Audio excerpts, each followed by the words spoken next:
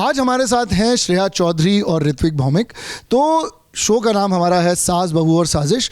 तो मैं आप लोगों से ये जानना चाहूँगा कि बंदिश बैंडिट सीज़न 2 के सेट पे आप दोनों में से ज़्यादा साजिश कौन करता था? ये एक दूसरे को देखिए सिर्फ उंगलियां दिखा रहे हैं, और जो लोग दूसरों को उंगलियां दिखाते हैं उनकी तरफ जो है ना 3 उंगलियां होती हैं।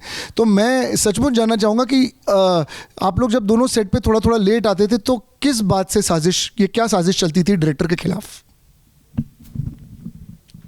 ऐसा नहीं कि सिर्फ मैं अकेले ये पहली बात तो संगीत सम्राट है, तो इसे हक था कि ये साजिश जो भी है करना चाहता था। और हाँ, वो उसे उसी को पहला के वो उस पे मतलब वो साजिश रखता था। मुझे तो ऐसा लगता है कि हम साजिश बिल्कुल नहीं कर रहे थे, हम कोऑर्डिनेट करके आते थे। हम श्रेया को मैं मैसेज करके पूछता था कि तू कितने बजे पहुंचने वाली हो, फिर श्रेया मुझे पूछती तुम कितने बजे पहुंचने वाली हो। उस हिसाब से हम पहुंच जाते थे कहीं ना कहीं एक दूसरे के आसपास ही। तो हमारे साथ हैं आज आनंद तिवारी जो है निर्देशक बंदिश बैंडिट्स के। तो हम ये जानना चाहते हैं कि जो बंदिश बैंडिट्स है इसका सही उच्चारण क्या है?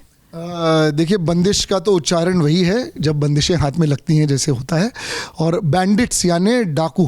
तो इस नाम के पीछे की कहानी है जो बहुत एक जैसे अंग्रेज़ी में जैसे टंग ट्विस्टर कहते हैं। तो कई लोग जो हैं वो जैसे कच्चा पापड़ पक्का पापड़ आपने बचपन में सुना होगा, उसी तरह मैंने गलती से ये नाम रख दिया जो बहुत कठिन है बोलने में। पर इसके पीछे का जो थॉट था वो ये था कि बंदिशों का मतलब 2 होता है हिंदी में। एक होती हैं बंदिशें जिसमें गाने बनते हैं, उन्हें भी बंदिश कहा जाता है कि स्वरों की बंदिशों में एक चीज़ आ जाए तो वो बंदिश कहलाती है। और दूसरी बंदिशें ये होती हैं जो हाथों में या सलाखें जैसे लग जाती हैं, किसी को बीड़ियाँ लग जाती हैं, उन्हें भी बंदिशें कहा जाता है। कई बार जब संगीत की सुंदर बंदिशों के पीछे रूढ़ियों की बहुत बंदिशें आ जाती हैं तो उनको तोड़ने के लिए बैंडिट्स आते हैं, यानी डाकू। रूढ़ियाँ यानी ट्रेडिशन, हाँ रूढ़ियाँ यानी ट्रेडिशन। तो जो हम लोग रिचुअल्स या कई बार ना उनमें फंस के रह जाते हैं और संगीत को भूल जाते हैं, तो उसे ही तोड़ने आते हैं डाकुर। तो मेरे जहन में ये बात आई कि जो लोग आर्ट को क्रिएट करते हैं, जो कला से अपना वास्ता रखते हैं, वो ज़रूर ये करते हैं कि जो अब तक हुआ है उससे बढ़ के कुछ करें। तो वही कर पाते हैं जो सारे रूल्स तोड़ें, पर उनके लिए रूल्स का समझना भी ज़रूरी है। तो इसी द्वंद्व का नाम है बंदिश बैंडिट्स, जो आप अपने छोटे छोटे स्क्रीन्स पर प्राइम वीडियो पर देखेंगे 13 दिसंबर से। अब मेरे साथ है खुद संगीत सम्राट ऋत्विक भौमिक। तो ऋत्विक जी आपसे मैं ये पूछना चाहती हूँ कि बंदिश बैंडिट्स का मतलब क्या है राधे के लिए? क्या बात है। राधे के लिए मुझे लगता है बंदिश बैंडिट्स का ये मतलब है कि पहले तो जैसे आनंद सर ने कहा, बंदिश पहला शब्द उसने यही सुना होगा संगीत के क्या कहते हैं रूप में बंदिश क्या होती है। जैसे वो बड़ा होता गया उसे समझ में आया कि बंदिशें और पाबंदियाँ सिर्फ हमें रूल्स और आर्ट के अंदर ही नहीं मिलती, हमें ज़िंदगी में मिलती है, रिश्तों में मिलती है, सोसाइटी में मिलती है। तो उन बंदिशों से कैसे लड़कर जूझ कर तमन्ना की तरह एक बैंडिट वो बन पाए, ये राधे के लिए बंदिश बैंडिट का अर्थ है। Thank you. घराना भी बचा ला, प्यार भी बचा लिया। हो गया। Thank you. हमें सिर्फ ये अब जानना है कि आप गाने में संगीत सम्राट है या एलिक्यूशन कंपटीशन में? इतना अच्छे से कैसे बोल गए आप? तो एबीपी न्यूज़ पे आज मैं ये खुलासा सबके सामने कर दूं जिसके बारे में मैंने बहुत कम कहीं भी बात की है, तो आपके लिए ब्रेकिंग न्यूज़ है कि जो गाने हमारे सीज़न 1 और सीज़न 2 के हैं बंदिश बैंडिट्स के, जिसे बखूबी निभाया है हमारे सारे कलाकारों ने, पर गाया नहीं है। इनकी गायकी सिर्फ मैंने सुनी है, जिसके लिए मुझे अलग से पैसे भी मिलने चाहिए, अवार्ड भी मिलना चाहिए, कुछ तो मिलना चाहिए, क्योंकि जितने अच्छे ये कलाकार हैं, जितनी अच्छी प्लेबैक सिंगिंग की एक्टिंग कर लेते हैं, उतने अच्छे गायक तो कतई ना हैं। तो मैं इनसे ये जानना चाहता हूँ कि जो दर्शक हैं उन्हें तो यही लग रहा है कि आप दोनों गा रहे हैं, तो आपने ऐसा क्या किया, ऐसी क्या तैयारियां की जिससे दर्शकों को ये महसूस ही नहीं होता कि आवाज़ आपकी है या किसी और सिंगर की? आप पहले बोलना चाहेंगे क्योंकि आप संगीत सम्राट हैं। हाँ जी, ये संगीत सम्राट के मैंटल के साथ जो हर जवाब का मैंटल आया मेरे पास। तैयारी बहुत ही अहम हिस्सा है बंदिश बैंडिट्स बनाने की, क्योंकि जैसे कि आनंद सर ने कहा कि जैसे कि हमारे संवाददाता ने कहा कि हम में से कोई भी 99% जो सीज़न 1 में थे, कम से कम जो एक्टर्स थे, हम में से कोई भी गाना गाता है नहीं। पर इस बार इस सीज़न में बहुत सारे ऐसे एक्टर्स आए जो खुद के लिए भी गा रहे हैं। बट हमारे लिए जो गाने से जिसका कोई लेना देना नहीं था, हमारे लिए एक भगवान के रूप में एक दूत आया, उनका नाम है अक्षत पारिक, और वो हमारे म्यूज़िकल कोच है। तो उन्होंने हमें शास्त्रीय संगीत के दुनिया का एक हिस्सा बनाया, एक बहुत ही छोटा हिस्सा बट एक हिस्सा बनाया, हमें उस दुनिया में प्रवेश करने का मौका दिया, और बहुत ही मज़ा आया। 2018 से हम आज तक संगीत की प्रैक्टिसेस कर रहे हैं। हम लिप सिंक में ही ट्राई कर रहे हैं, अभी तक गा नहीं पाया हूँ मैं, बट गाने की कोशिश करेंगे हम जल्दी। होपफुली सीज़न 3 तक एक गाना तो 2 लाइन तो मैं गा पाऊँ बट सीज़न 2 में मैंने नहीं गाया। इतना प्यार इंसान को मिल जाए तो कभी कभी ऊपर वाले का शुक्रिया करके उस प्यार से अपने आप को परिपक्व मानकर जी लेना चाहिए। ऐसे नहीं कि अब गाना गा के भी लोग हाँ और भी लोग कोई काम करें कि आप ही करेंगे सारे काम। पर हमने श्रेया से नहीं सुना कि इस बार श्रेया हमको बताया गया है कि आप इस बार ज़्यादा गानों में दिखेंगी, गाने गाते हुए दिखेंगी, ये जिनको कहा जाता है संगीत सम्राट, इनसे लड़ते हुए दिखेंगी।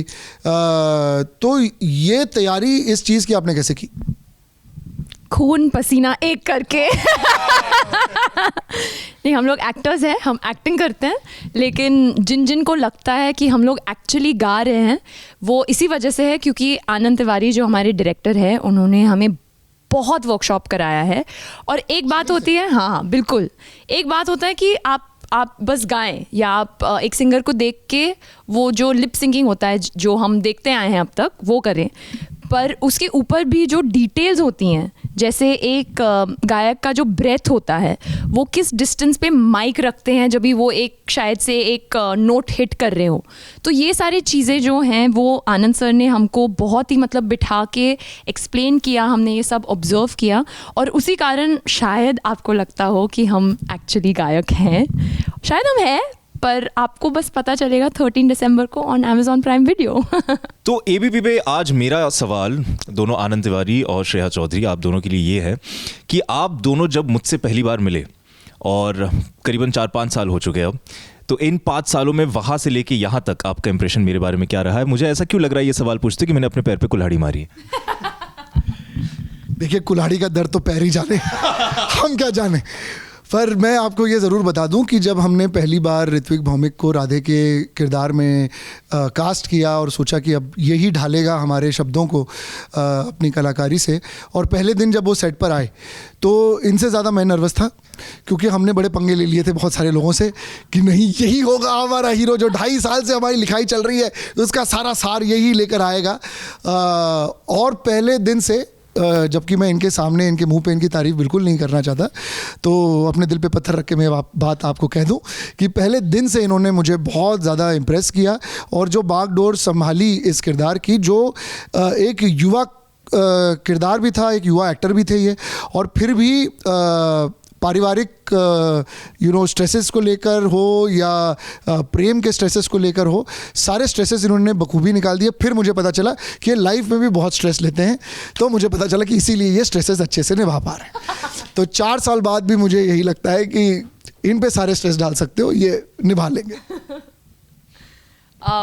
मैं जब पहली बार ऋत्विक भौमिक से मिली तो मेरे दिमाग में ये विचार आया कि लकी यू लेकिन उसके बाद काफ़ी टाइम बाद मुझे ये रियलाइजेशन हुई कि लकी तो मैं हूँ कि ये मेरा पार्टनर था सीज़न 1 में, और अब पता नहीं पार्टनर है कि नहीं सीज़न 2 में, देखेंगे आप। लेकिन सच बात ये है कि इसने मुझे बहुत ज़्यादा हेल्प किया है सीज़न 1 में भी। ये बहुत उम्दा को स्टार है और उससे भी अच्छे इंसान है। अच्छा अभी बहुत हो रहा है, मैं बंद हो जाती हूँ। लेकिन एक्चुअली हमने जैसे मतलब हम जब भी दोस्त बने, वो मुझे दिन अभी भी याद है, क्योंकि इनकी मम्मी ने बहुत प्यार से इनके लिए लड्डू भेजे थे घर से कि अगर तुम्हें घर की याद आए तो, क्योंकि हम लोग कुछ 1-2 महीने के लिए शूट कर रहे थे राजस्थान में, और उन्होंने एक और डब्बा भेजा था सबके लिए जो कास्ट एंड क्रू है, तो उन्होंने जाके सबको बांट दिया ये वो। और फिर मुझे वो लड्डू इतने पसंद आए कि मैंने वो पूरा डब्बा ख़त्म कर दिया एक दिन में, और इसने कुछ नहीं बोला मुझे, which I thought was very sweet. वो लड्डू मिले ही नहीं क्योंकि मैंने कहा सारे हीरोइन ने ही खा लिए, तो मुझे नहीं पता वो मम्मी ने हमारे लिए भेजे थे या तुम्हारे लिए भेजे थे, पर हमें तो वो लड्डू मिले ही नहीं। और उसी तरह से श्रेया और ऋत्विक दोस्त बन गए तो उस लड्डू के वजह से बंदिश बैंडिट्स में जो केमिस्ट्री दिख रही है आपको वो उस लड्डू के कारण है।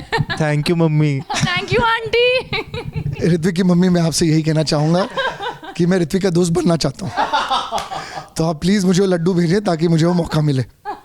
बहुत ही मज़ेदार रहा आज का सास बहू और साजिश। इतने सारे ट्विस्ट एंड टर्न्स आपने देखे, हमने देखे, पर हमारे शो में 13 दिसंबर में आप देखेंगे और भी ज़्यादा ट्विस्ट एंड टर्न्स, इन दोनों के बीच की प्यार, तकरार, इनके परिवार, पता नहीं और क्या क्या, कौन सी कार लेके ये क्रैश करने वाले हैं, तो वो ज़रूर देखिएगा हमारे साथ। आज के लिए बस इतना ही, जल्द मिलेंगे, हम तो आपको मिलेंगे 13 दिसंबर को, पर आप ज़रूर देखते रहिए सास बहू और साजिश।